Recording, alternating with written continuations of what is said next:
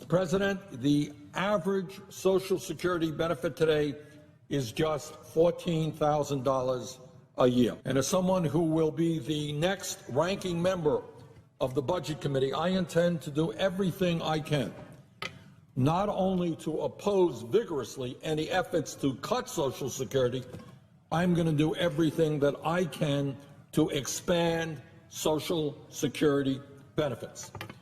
And, in fact, the best way to expand Social Security is to ask the wealthiest people in our country to pay more into the system by scrapping the cap on income that is subject to the Social Security payroll tax.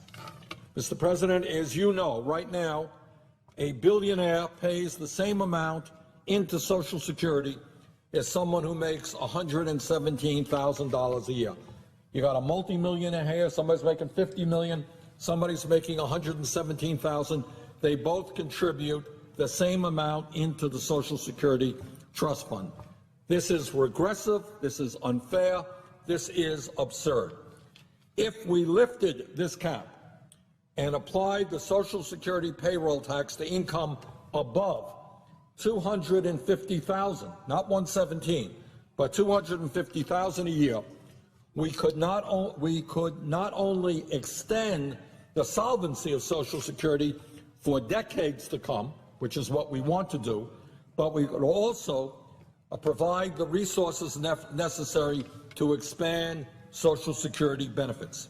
And that is exactly what we should be doing, and that, in fact, is what the American people want us to do. Mr. President, an August 2014 poll by Lake Research Partners asked likely voters if they support the idea of, quote, increasing Social Security benefits and paying for that increase by having wealthy Americans pay the same rate into Social Security as everybody else, end of quotes.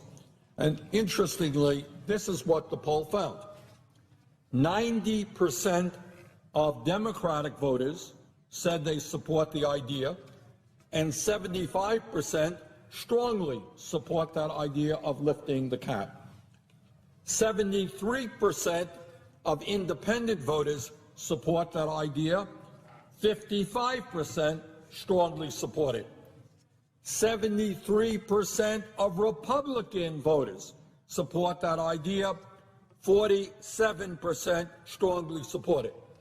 So there is, for that idea, enormously strong support across the political spectrum, Democrats, Independents, Republicans.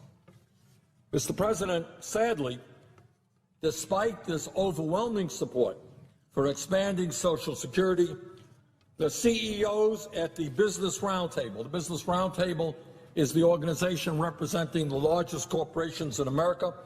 They came out with a plan last year which does exactly what the American people do not want to do. American people want to expand Social Security, and the Business Roundtable came out with a plan that would increase the Social Security retirement age from 67 to 70 and severely cut the COLAs, cost of living adjustments of senior citizens and disabled veterans. Mr. President, the Congress and the Senate here have got to make a very fundamental decision, and that is, do we listen to the American people who are hurting today, to seniors who have worked their whole lives but who just cannot get by? Now everybody, I know many of you are wondering what states are sending out their own stimulus payments to their residents. In this video, I'll be telling you all the latest news about the fourth stimulus check that you have to know. Be sure to stay until the end of this video, folks, to find out the most important stimulus check news. But despite a recent dip in prices, the cost of natural gas has soared this year. As of late September, it was up more than 180% from the previous year. That's putting a lot of people in a tough spot already. In some parts of the country, the heating season has already begun. But with gas costs being so high, many homeowners, with no doubt, struggle to keep up with the utility cost. And that's bad news, everybody. The good news, though, is that leftover stimulus funds are available to everybody, especially those who have higher bills. And this will help many households avoid landing in debt, or worse yet, having their heat cut off. Now, the Biden administration did announce it intends to take funds from the $1.9 trillion stimulus relief bill that was passed in March to help Americans cope with rising heating costs.